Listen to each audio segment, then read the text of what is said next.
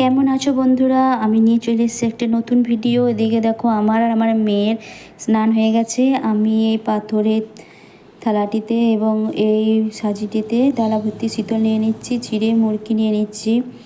এরপর সব রকম মন্ডা ফল টল দিয়ে এই ডালা দুটিকে ভালো করে সাজিয়ে নেব, ঠিক আছে?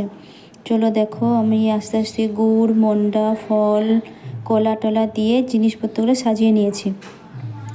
এরপর আমি চাঁদমালা দিয়ে পুরো এই ডালাটিকে পুরো সম্পূর্ণ সাজিয়ে নেব।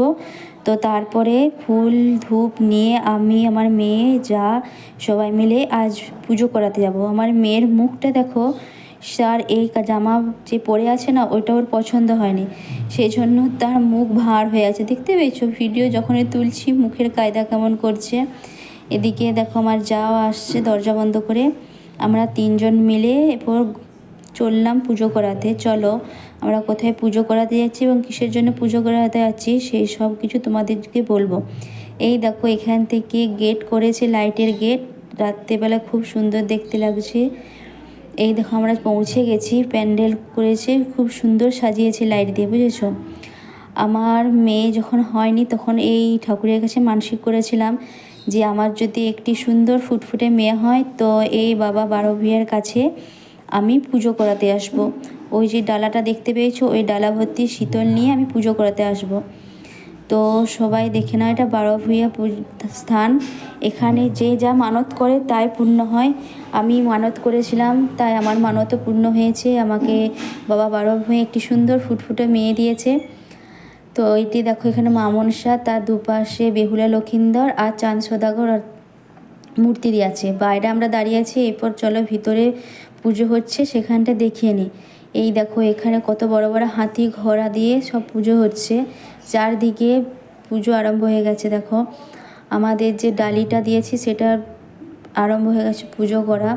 এরপর আমি যে মানসিক করেছি সেই মানসিকের ডালাটা দেব, দিয়ে পর আমার মেয়ের নামে সংকল্প করাবো, কারণ ওর নামেই তো করেছিলাম মানসিকটা, সেজন্য ওর নামেই মানসিকটা শোধ করলাম এবং দিয়ে দিলাম বামুনের হাতে। আর ওনার কাছেই আমি এসে পুজো করাই, সেজন্য ওনার হাতেই পুজোটা করাতে দিলাম। দেখো চাঁদমালাটা বাবা বারো ভূঁইয়াকে পরিয়ে দিচ্ছে। এরপর একে একে সব ফুল বেলপাতা দিয়ে পুজো করাবে, ঠিক আছে? এরপর পুজো করার পর আমরা সব প্রত্যেকের নামে সংকল্প করাবো এবং যে দুধটা এনেছিলাম সেটা বাবার মাথায় ঢেলে দিয়েছে।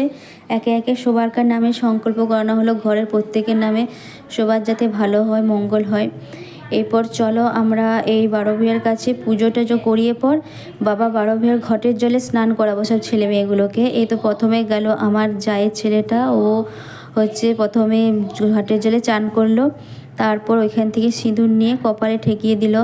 এরপর যাবে আমার ছেলে, সেও ঘটের জলে চান করবে। পরপর সবাই একে একে চান করবে। এই ঘটের জলে চান করানো অনেক মহান মাহাত্ম্য আছে।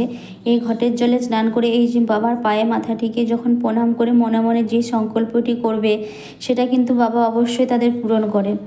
আমিও এইভাবেই সংকল্প করে ঘটের জলে স্নান করে বলেছিলাম। সেই জন্য আমার প্রথমে ছেলে আছে, তারপর আমার একটি মেয়ে সন্তানের খুব শখ ছিল, বাবার কাছে সেই শখ করেছিলাম এবং তা বাবা পূরণও করেছে। সেই জন্যই আজ মানসিক শোধ করতে এলাম। এরপর দেখো আমার জায়ের মেয়ে যাবে স্নান করার জন্য, সে খুব ভয় পাচ্ছিল যে ওইখানে যাতে না পড়ে যায়। সামনে দেখো যে ঘটের জলটা পড়ছে না, ওইখানে গিয়ে জড়ো হচ্ছে, তো সে ভয় পাচ্ছিল। সেই জন্য ওর দাদা পৌঁছে দিয়ে এলো। এরপর যাবে আমার মেয়ে, সে স্নান করতে যাবে। দেখো ঘরকে পরপর ঘটের জলে স্নান করে নিলাম। এরপর স্নান করানোর পর এরপর দেখবো, দেখো চারপাশে সব ঠাকুরে দেখতে পেয়েছো বেলপাতা ফুলে ভর্তি। এই মন্দিরে এত মাহাত্ম্য কি বলবো। প্রচুর প্রচুর ভক্ত আসে এই মন্দিরে তার দুঃখ দুর্দশার কথা জানানোর জন্য, মানত করার জন্য। মানে কি বলবো, তোমরা যদি এখানে আসো তবে বুঝতে পারবে। এখানে ভাদ্র মাসের 10 তারিখে পুজো হয় এবং 11 তারিখে মানে বাসি পুজো যেটা বলে সেটা হয়। চারধারে দেখো ঠাকুরে কাঁচা বেল এবং বেল সহ গাছে দিয়ে চারধারে সাজানো আছে বাবা বারো ভূঁইয়াকে।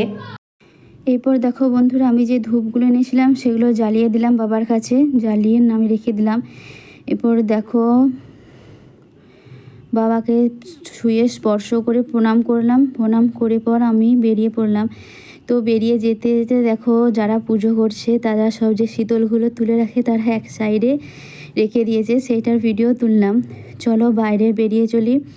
আর বাইরে বেরিয়ে দেখো যে আমাদের বাড়ির যে ফক্করটি আছে সে দেখো কেমন করছে। তার একটি পুরনো বন্ধুর সঙ্গে দেখা হয়েছে, সে তার সঙ্গে হাসি ঠাট্টা করতে ব্যস্ত। তো এই পুজোতে একটি আমার খুব খারাপ লাগে যে এই যে বলি দেওয়া প্রথাটা, এটা আমার একদমই ভালো লাগে না। নিরীহ প্রাণগুলোকে বলি দিয়ে কী হবে? বাবা তো সবার সমান নাকি? কেন যে মানুষ বলি দেয় তার কোনো ঠিক নেই। এখানে একটা নিয়ম আছে যে প্রসাদগুলি আছে সেগুলো সব বাচ্চাদের মধ্যে বিলিয়ে দিতে হয়। তো আমি আর আমার যাও তাই করলাম, বাচ্চাদের মধ্যে কিছুটা বিলিয়ে দিলাম আর কিছুটা ঘরে নিয়ে গেলাম। এই দেখো এখানে চুলের মানসিক দেওয়া ছিল, নিশ্চয়ই সে হচ্ছে চুল মানসিক দিচ্ছে। তো আমার এই ভিডিওটা যদি তোমাদের ভালো লেগে থাকে তো অবশ্যই লাইক কমেন্ট করে দেবে এবং সাবস্ক্রাইব করে দেবে। ঠিক আছে, টাটা।